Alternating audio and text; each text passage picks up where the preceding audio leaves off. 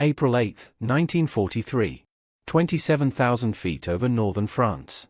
The oxygen mask couldn't hide Oberleutnant Ralph Hermanson's smirk as he watched the ungainly silhouettes climbing laboriously toward his formation through the crystal-clear canopy of his Focke-Wulf FW-190A5.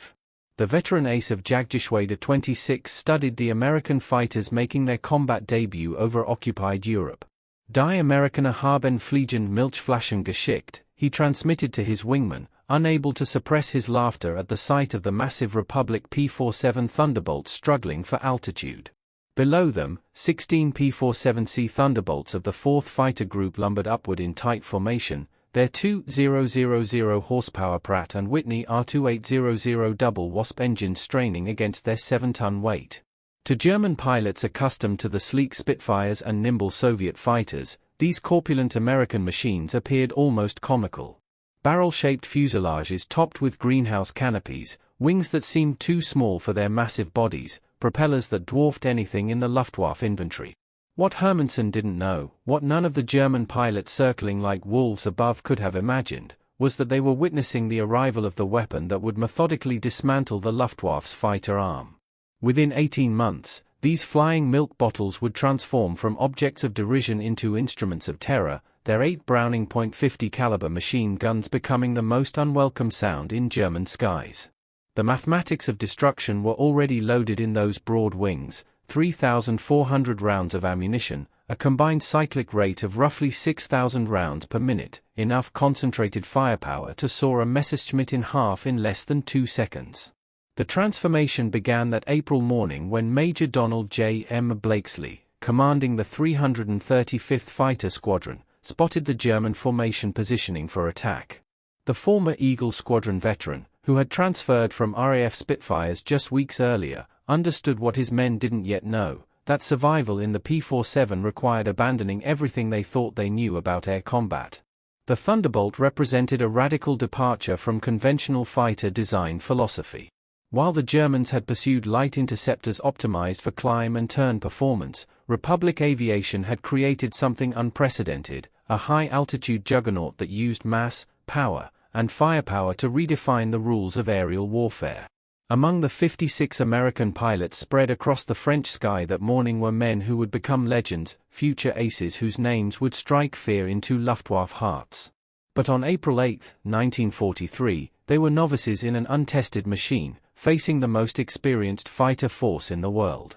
The Germans had been fighting continuously since 1939, veterans of Poland, France, Britain, and Russia. The Americans had been in combat for exactly 0 days. This story is about how industrial logic met tactical brilliance, how quantity and quality merged into overwhelming superiority, and how German pilots' laughter turned to alarm as they discovered what harmonized Browning machine guns could do to an aircraft at 400 yards. The Republic P-47 Thunderbolt had emerged from a June 1940 panic. As German fighters swept across France, Alexander Kartveli, Republic Aviation's Georgian-born chief designer, received urgent specifications from the U.S. Army Air Corps.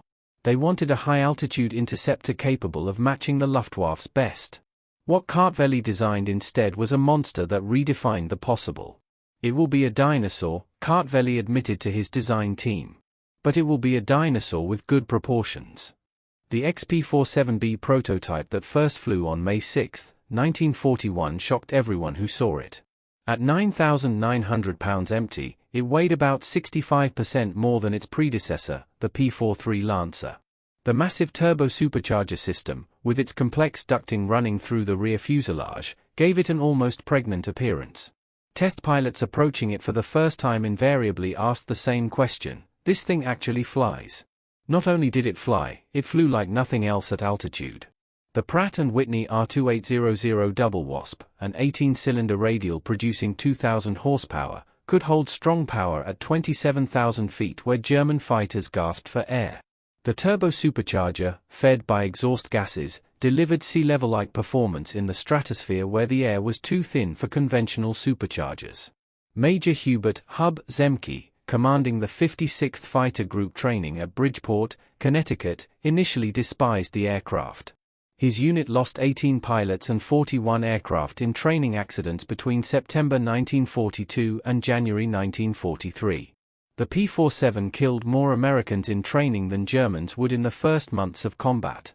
It ground-looped on landing, torque-rolled on takeoff, and dove with such enthusiasm that pilots discovered compressibility, their controls freezing as shock waves formed on the wings. But those who mastered it discovered something extraordinary.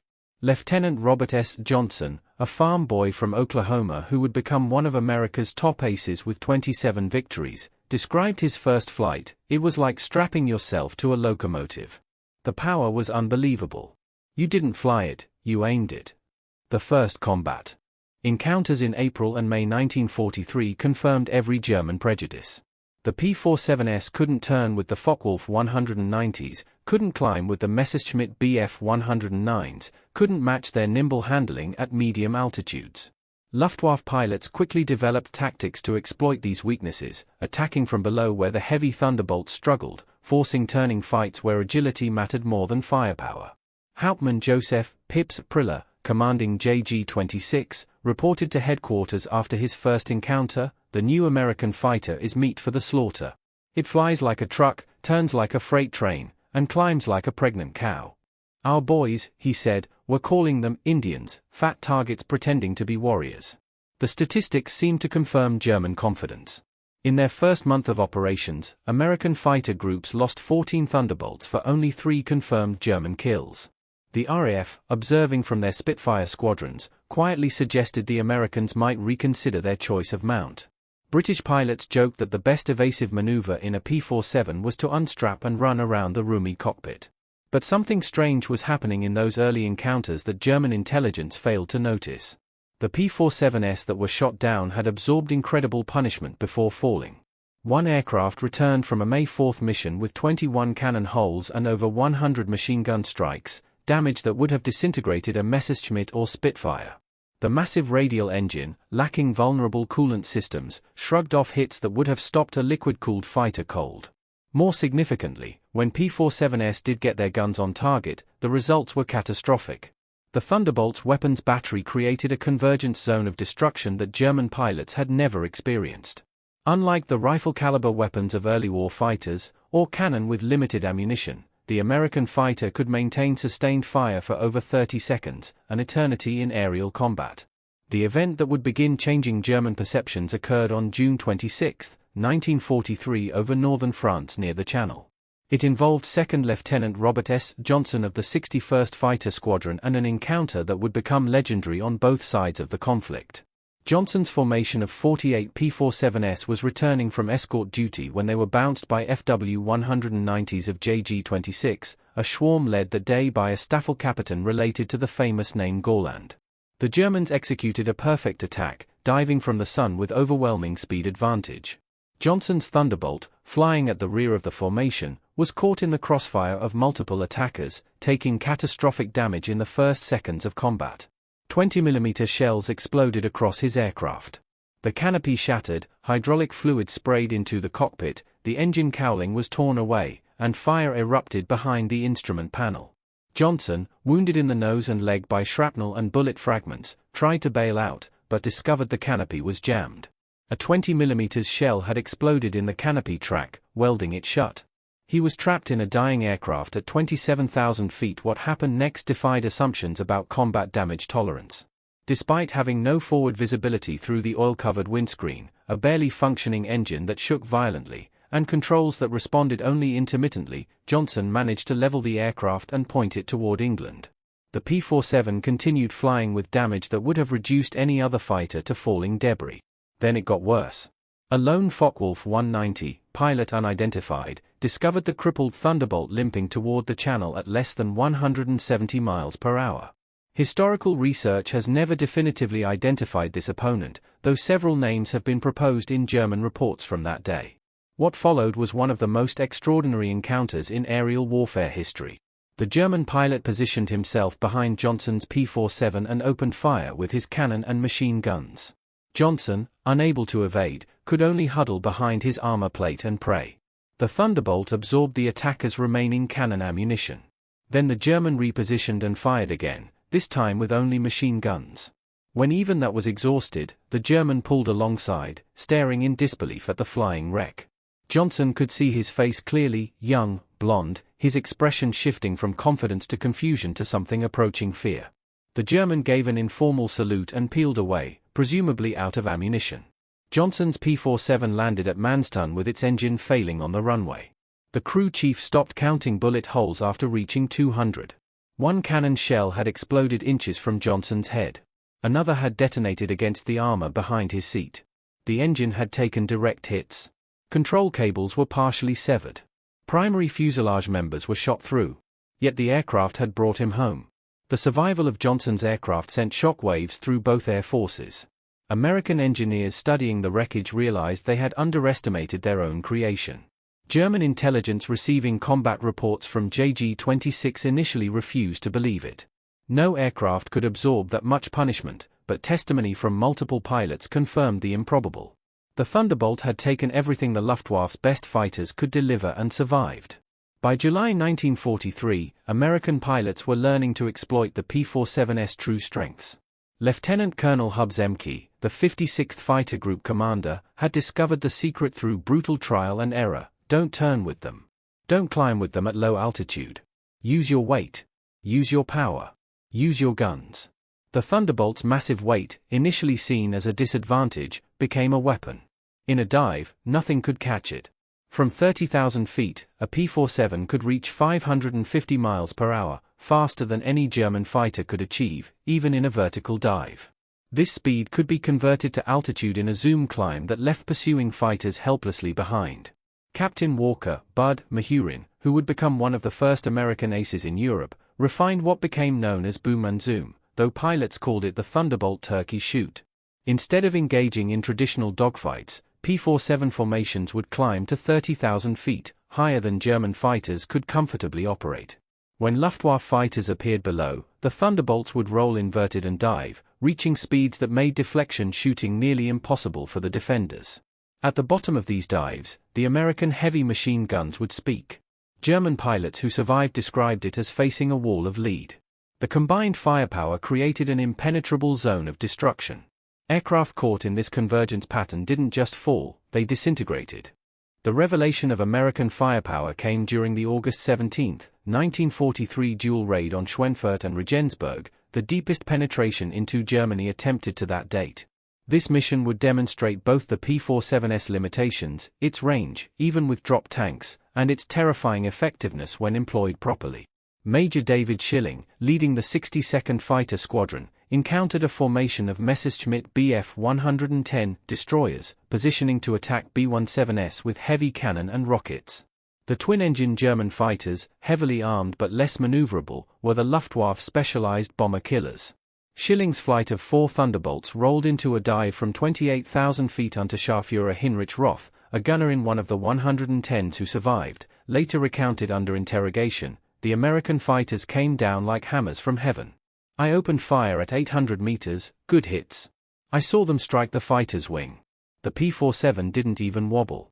Then he fired. The aircraft ahead of us simply came apart. Not shot down, destroyed. Wings separated from fuselage, tail severed, the crew compartment shredded into metal confetti. In 2 seconds, a 110 became nothing. 8 Bf 110s were destroyed in less than a minute. The German pilots had never experienced such concentrated firepower. Each P-47 carried roughly 425 rounds per gun, 3,400 total, nearly 900 pounds. At convergence distance, typically set around 300 yards, all 8 guns' ballistic paths intersected in a zone roughly 6 feet in diameter. Anything in that zone faced a storm of projectiles, each traveling close to 2,900 feet per second. The ammunition itself reflected American industrial capacity. While German fighters often carried limited cannon ammunition, typically 120 to 200 rounds for a 20mm weapon, American pilots could fire for over half a minute. Standard combat loads mixed armor-piercing incendiary, API tracer, and ball ammunition in patterns designed to both penetrate and ignite. Lieutenant Colonel Francis Gabby Gabreski, who would become the top American ace in Europe with 28 victories, described the effect: when you hit them with all 8, they don't just go down, they explode. I saw a 109 literally cut in half, the tail falling one way, the nose and wings another. The pilot never knew what hit him. By September 1943, the Luftwaffe was discovering another reality about the P-47. Its performance improved dramatically with altitude while German fighters suffered. The turbo-supercharged double Wasp engine maintained rated power high into the 30s. German fighters, relying on mechanical superchargers, saw performance degrade significantly above roughly 25,000 feet. Oberstleutnant Hans Philipp, one of Germany's most successful aces with over 200 victories, encountered this reality fatally on October 8, 1943. Leading JG-1 against a B-17 formation at high altitude near the Dutch-German border, Philipp found his FW-190A6 sluggish in the thin air. When P-47S of the 56th Fighter Group dove on his formation from above, the German fighters were sitting ducks. Robert Johnson, now an experienced combat pilot on his way to ace status, recorded a clinical report, opened fire at 300 yards, 30 degrees deflection, observed strikes along entire fuselage, enemy aircraft exploded, no parachute observed. Philipp's death sent shock waves through the Luftwaffe. If one of their best, a man who had survived hundreds of missions, couldn't survive against the Thunderbolts, what chance did average pilots have? The German High Command ordered an immediate investigation into the P-47's capabilities. The report delivered to Reichsmarschall Hermann Göring in late 1943 was sobering. The Thunderbolt service ceiling exceeded 42,000 feet, higher than any German fighter could comfortably reach. Its dive speed approached compressibility limits. Its armor included thick steel plate behind the pilot, bullet-resistant windscreen, and armored shielding around the engine. Most disturbingly, its rugged construction allowed it to absorb damage that would destroy multiple conventional fighters and still return home. In January 1944, a new variant began arriving in England that completed the transformation from laughingstock to nightmare. The P-470-22 featured a Hamilton standard hydromatic propeller with paddle blades, 13 feet in diameter with broad chord blades that bit into the air like massive oars. The improvement in climb rate was immediate and dramatic. Where earlier Thunderbolts had climbed at an anemic 200 feet per minute at sea level, the paddle blade variants could achieve around 3,000 feet per minute, matching or exceeding German fighters at many altitudes. The massive propeller also improved acceleration, allowing P-47S to build energy faster in level flight. Hauptmann Heinz Noack of JG-11, a veteran with over 200 missions, encountered the new variants in February 1944 during a bomber interception near Hanover. He wrote in his diary, "The fat American fighters have learned to climb. These are not the same machines we laughed at last year." The paddle blade propeller did more than improve performance, it changed the sound of the Thunderbolt. The distinctive thundering roar created by blade tips edging toward transonic speeds could be heard from miles away. German ground troops reported being able to identify approaching P-47S by sound alone, a deep, threatening rumble that meant death from above. They began calling it Donnerschlag, thunderclap. By March 1944, P-47S equipped with external fuel tanks could escort bombers deeper into Germany.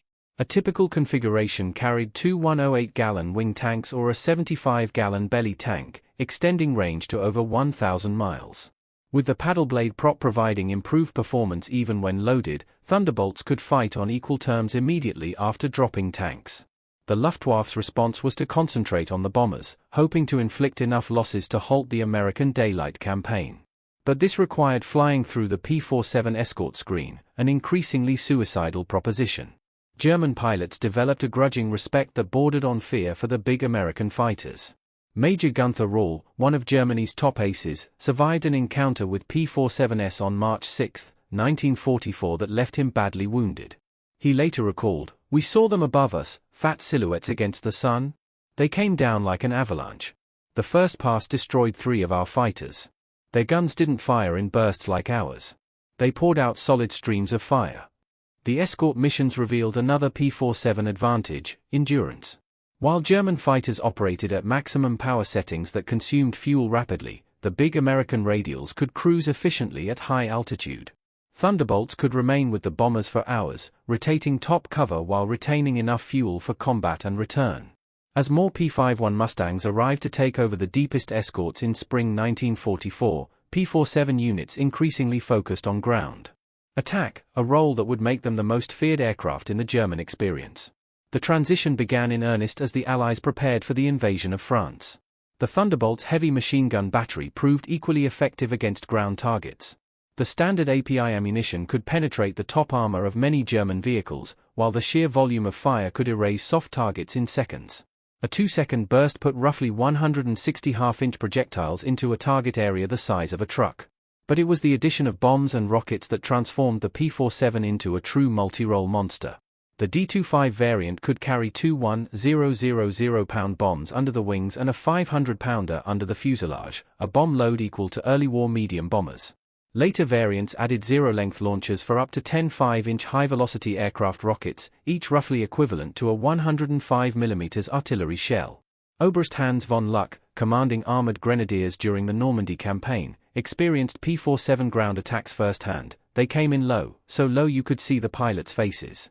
Engines roaring, rockets screaming, then the hammer of those heavy machine guns. A column of trucks simply ceased to exist. On June 6, 1944, the Luftwaffe discovered how completely the balance of power had shifted. Over 500 P-47s provided air cover for the invasion, creating an umbrella over the beaches. German fighters attempting to reach the landing zones were massacred. Oberleutnant Wolfgang Fischer of JG-2, one of only a few German pilots to reach the beaches that day, reported that the sky belonged to the Americans. Thunderbolts were stacked from sea level to 30,000 feet. Attempts to break through were cut to pieces. In the weeks following D-Day, P-47s systematically destroyed German movement in daylight. The statistics were staggering. In June alone, 9th Air Force Thunderbolts claimed hundreds of locomotives and thousands of vehicles destroyed. The Wehrmacht was forced to move mostly at night, hampering their ability to respond to Allied advances. The Germans tried everything to counter the Thunderbolt threat: more flak, more armor, more camouflage. Nothing really worked. The P-47's combination of speed, armor, and firepower made it a nightmare to stop. Even the feared 88mm flak guns struggled to track the fast-moving fighters at low altitude. While reshaping the war in Europe, the P-47 was simultaneously proving its worth in the Pacific. The 348th Fighter Group, operating from New Guinea, discovered that the Thunderbolt's qualities were perfectly suited to the vast distances and harsh conditions of the Pacific War. Colonel Neil Kirby, commanding the 348th, developed tactics specifically for the theater.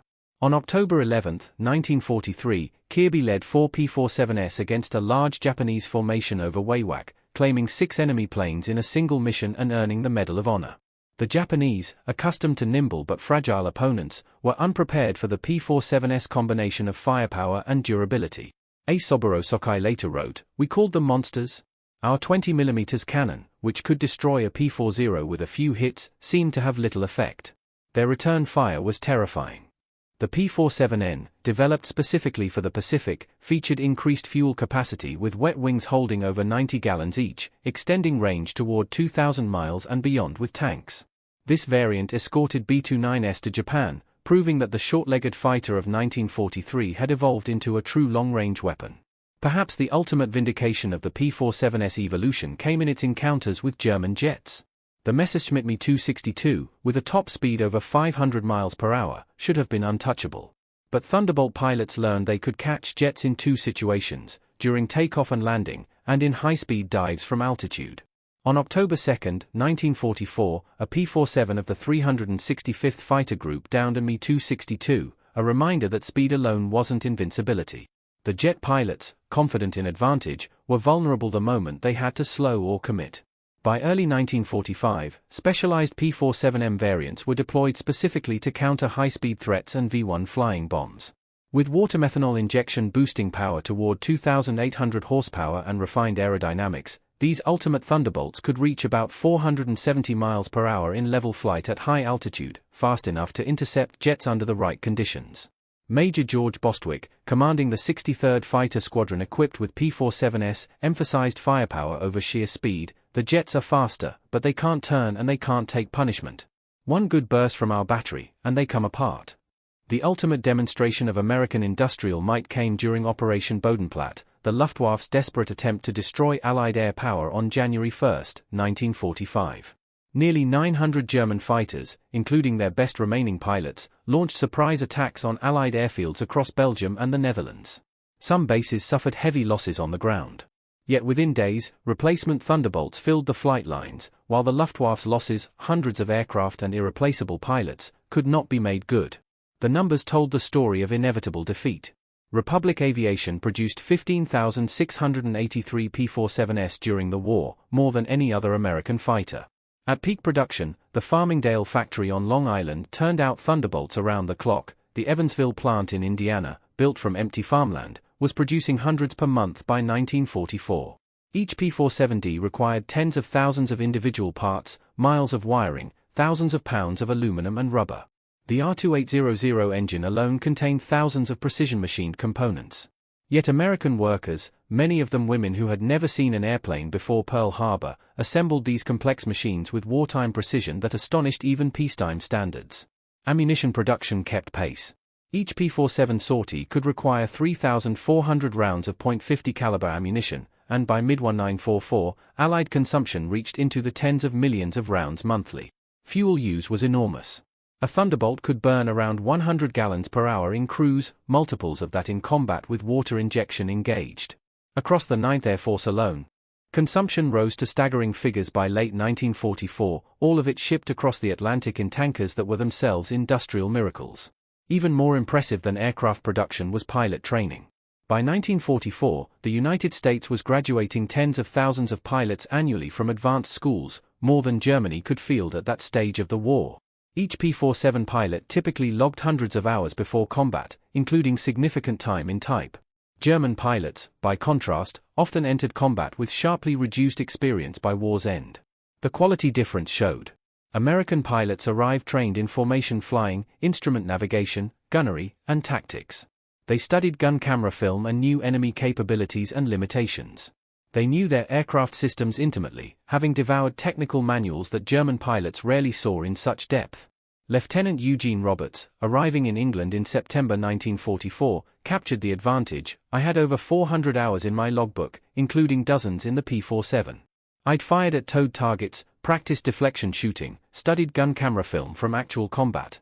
On my first mission, I knew exactly what to do. In March 1945, the same pilot who had mocked the P-47S 2 years earlier, Joseph "Pips" Aprilla, was quoted privately as saying the Thunderbolt was the best fighter bomber ever built. It carries bombs like a medium, fires rockets like artillery, and fights like a fighter when needed. But beyond the machine, he admitted, was what it represented: unlimited American production. Lose 10, build 20. Germany could not replace its losses in planes, fuel, or pilots at the pace demanded by a war of attrition. By April 1945, the Luftwaffe existed largely on paper.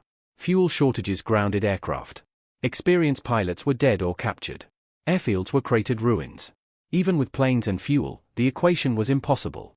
Attacking meant facing P-47 formations that owned every altitude from the deck to the stratosphere. Feldwebel Klaus Bretschneider, one of the last pilots trained in 1945, flew one combat mission before the war ended. His encounter with P-47S over Leipzig lasted seconds. They dove from above, 4 Thunderbolts in perfect formation. I tried to turn, but they were too fast. The leader fired from 500 meters. My aircraft shook like it was hit by sledgehammers. The engine exploded, a wing separated. I barely escaped. The psychological impact was complete. German pilots developed what medical officers called Jabo fever, physical symptoms of stress when fighter bombers were reported in the area. Veterans who had faced Spitfires and Hurricanes without fear became physically ill before missions against P-47S. The thunder of approaching Thunderbolts caused panic among ground troops who knew survival meant finding cover immediately. The final statistics of P-47 operations defy easy comprehension. In Europe, thousands of German aircraft were destroyed in aerial combat and on the ground. Rail cars, locomotives, armored vehicles, trucks, tens of thousands of targets were claimed. In the Pacific, hundreds of Japanese aircraft fell to P-47S, with scores more destroyed on the ground, along with shipping and installations. The 9th Air Force alone, primarily equipped with P-47S, flew over 200,000 combat sorties, dropped immense tonnages of bombs, fired staggering amounts of ammunition, and launched tens of thousands of rockets. Thunderbolt units achieved kill ratios exceeding 4-to-1 in air combat while maintaining among the lowest loss rates of any Allied fighter bomber. Behind these numbers lay the human cost. The Luftwaffe lost tens of thousands of pilots killed in combat against Western Allied forces. Many fell to concentrated heavy machine gun fire. By war's end, the average German fighter pilot had a fraction of the combat experience of his early war predecessors, while P-47 pilots often had several hundred hours in the cockpit before they ever fired a shot in anger. At the Luftwaffe interrogation center at Oberssel, captured Allied pilots were debriefed by German intelligence. Records captured in 1945 revealed evolving German assessments of Allied aircraft. The file on the P-47, updated continuously, showed complete reversal of opinion. April 1943, large, unmaneuverable fighter. Inferior to German types in all performance parameters except dive speed. Machine gun armament insufficient against cannon-armed fighters. Assessment, minimal threat. December 1943, exceptional high-altitude performance. Extreme structural strength. Firepower increasingly problematic. Pilots showing improved tactics. Assessment, significant threat above 25,000 feet. June 1944, dominant fighter bomber. Superior to most German types above 20,000 feet. Firepower devastating against all target types. Structural strength makes shoot-down difficult. Assessment, critical threat at all altitudes. March 1945, best fighter bomber of the war. Combination of firepower, durability, and performance unmatched. Pilot quality exceptional. Assessment, unfavorable to engage directly. In 1985, at a reunion of German and American fighter pilots in Phoenix, Arizona, former adversaries met in peace. General Lieutenant Adolf Gorland, former head of the Luftwaffe fighter arm, was asked about the P-47. His response captured the transformation: "We made a mistake in 1943. We saw this big, heavy fighter and laughed. We said the Americans didn't understand air combat. We were the ones who didn't understand. They built an American fighter, designed around production, firepower, and survivability. In a war of attrition, the plane that could take punishment and deliver devastating firepower would win." The first time post-war he flew a captured P-47, Gorland recalled understanding everything at once: staggering power, solid climb, comfortable cockpit, excellent visibility, precise controls, a pilot's aircraft wrapped in armor. But what impressed him most was the realization that America built over 15,000 of these complex machines while fighting a two-ocean war. Each required engines more complex than anything Germany mass-produced, yet they were built faster than Germany produced simpler fighters. Those guns, German pilots joked, were Roosevelt's piano. Once you heard that chord, you never forgot it. The P-47's design represented American industrial philosophy perfectly: brute force engineering backed by vast resources. Every component was overbuilt, overpowered, and over-engineered. Wing spars could support loads far beyond normal limits. The engine mount could withstand enormous G-forces. Redundant control runs and systems guarded against battle damage. The ammunition feed system alone was a marvel: 8 separate ammunition boxes, each holding roughly 425 rounds, feeding through boost motors to prevent jamming under high G maneuvers. The guns were heated to prevent freezing at altitude, charged individually, and harmonized to a pilot's preferred range, often between 150 and 400 yards. Even after the war, some veterans claimed the P-47 won through quantity, not quality, that German fighters were technically superior but overwhelmed by numbers. Combat records tell a more nuanced story. In engagements where numbers were equal, P-47s consistently prevailed when they fought to their strengths. The heavy machine gun armament, dismissed by some as inferior to cannon, proved brutally effective in actual combat. Gun camera analysis helps explain why. Cannon shells, while individually more destructive, required precise aim and carried limited ammunition. The P-47's 8 guns created a probability cloud of bullets that guaranteed hits even with imperfect aim. At typical ranges, a 2-second burst could put dozens of rounds into a fighter-sized target, enough to ensure destruction. American API rounds used delayed action effects that encouraged penetration before ignition. When structures burned, they often stayed burning. The P-47 Thunderbolt remains the heaviest single-engine piston fighter ever mass-produced. Its empty weight exceeded the gross weight of some twins. Its engine produced more power than entire squadrons had flown behind in the previous war. Its weapons delivered more firepower than a platoon. Yet it was built by the thousands, flown by kids barely out of high school, and maintained under combat conditions by mechanics who learned their trade in weeks. The transformation of German opinion from mockery to alarm took less than 2 years. In that time, the flying milk bottle became the most dreaded silhouette in the Luftwaffe's experience. Veterans who had faced Spitfires, Hurricanes, and Yaks without flinching spoke of P-47s in hushed tones decades later. At the National Museum of the U.S. Air Force in Dayton, Ohio, a restored P-47D sits among other legends. Its placard lists specifications and battle honors, but the real story is told by a small display case containing spent .50 caliber shells and a strip of gun camera film showing an FW-190 disintegrating under fire. Below the display is a quote from an unnamed German pilot taken from a 1945 interrogation report: We laughed when we first saw them, fat, ugly American fighters that couldn't turn, couldn't climb, couldn't fight. We stopped laughing when we realized they didn't need to turn or climb. They just pointed those guns, and you ceased to exist. The P-47 Thunderbolt entered combat as an object of derision and ended the war as an instrument of annihilation. In between, 8 harmonized Browning machine guns rewrote the rules of aerial warfare and buried the Luftwaffe under an avalanche of lead. German pilots had laughed at the ungainly American fighter in April 1943. By May 1945, there were few German pilots left to laugh. The thunder had spoken, and the sky belonged to America.